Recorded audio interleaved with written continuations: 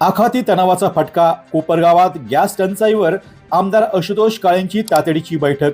आखाती देशामध्ये सुरू असलेल्या युद्धजन्य परिस्थितीचा परिणाम आता राज्यातही जाणवू लागला असून व्यावसायिक गॅस सिलेंडरचा तुटवडा निर्माण झाल्याने व्यावसायिकांमध्ये चिंतेचे वातावरण पसरले आहे। घरगुती गॅस सिलेंडरची उपलब्धता सध्या असली तरी पुरवठा विस्कळीत होत असल्याने कोपरगाव मतदारसंघात अनेक ठिकाणी नागरिकांकडून गॅस एजन्सी विरोधामध्ये तक्रारीचा सूर उमटत आहे।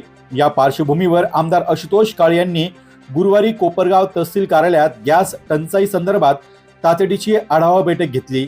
या बैठकीला तहसीलदार महेश सावंत, पुरवठा अधिकारी अमोल फोपसे, भारत गॅस व HP गॅस एजन्सीचे संचालक तसेच राष्ट्रवादी काँग्रेस पक्षाचे आजी माजी पदाधिकारी व नागरिक मोठ्या संख्येने यावेळी उपस्थित होते।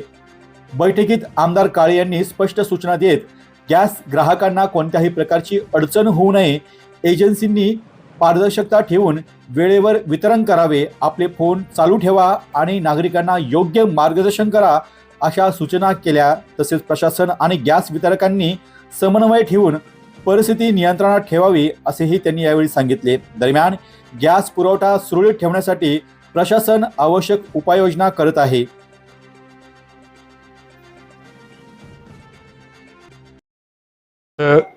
कोपरगाव मतदारसंघामध्ये आणि एकंदरीत आपल्या देशामध्ये जी काही गॅसच्या बाबतीमधली युद्धामुळे जी परिस्थिती निर्माण झालेली आहे, कोपरगाव मतदारसंघामध्ये काय परिस्थिती आहे याचा आढावा घेण्यासाठी आणि काय अडचणी आहे हे घेण्यासाठी या ठिकाणी मीटिंग आयोजित केलेली होती। जे काही कंपनीचे एजन्सीज आहे, गॅस पुरवठा करणारे यांचे प्रतिनिधी आणि सर्व ते लोक आलेले होते। जे आपल्यासारखे काही पत्रकारांच्या अडचणी होत्या त्याप्रमाणे नागरिकांच्याही अडचणी आपल्यापर्यंत ज्या आल्या आपण त्या मांडून जे काही त्यांनी कशा पद्धतीने कामकाज केलं पाहिजे, कारण शेवटी लोकांमध्ये घबराटीचं वातावरण आहेच का आपल्याला गॅस मिळणार का नाही मिळणार। शेवटी ज्यांचं घर छोटं आहे तिथं चूल पेटवायची वेळ आली तर ते परिस्थिती होणार नाही।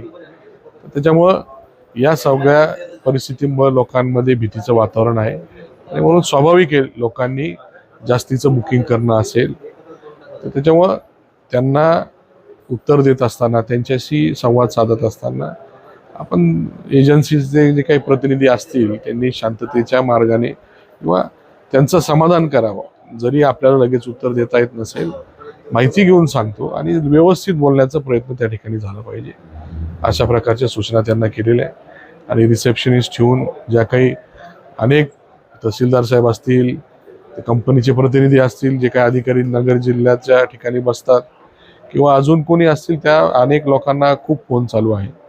तर याचा थोडासा भार एजन्सीच्या लोकांनी त्या ठिकाणी घेऊन योग्य उत्तर त्या ठिकाणी दिलं पाहिजे। लँडलाईन ते बाजूला न ठेवता लोकांना त्यांच्या प्रश्नाचे उत्तर देण्यासाठी आपण कोणतरी एक माणसाला तिथं व्यक्तीला तिथं रिक्रूट करून त्याच्यावरती जबाबदारी फिक्स केली पाहिजे। त्यांनी ती नोंद केली पाहिजे, कोणाही फोन केला त्याची काय अडचण आहे, त्याचा मोबाईल नंबर काय, अशा सगळ्या गोष्टीची नोंद त्या ठिकाणी असली पाहिजे। आणि इन जनरल जे काही डिलिव्हरी बॉयज प्रत्येक ग्राहकाच्या संपर्कात आहे त्यांना देखील आपले फोन चालू ठेवा।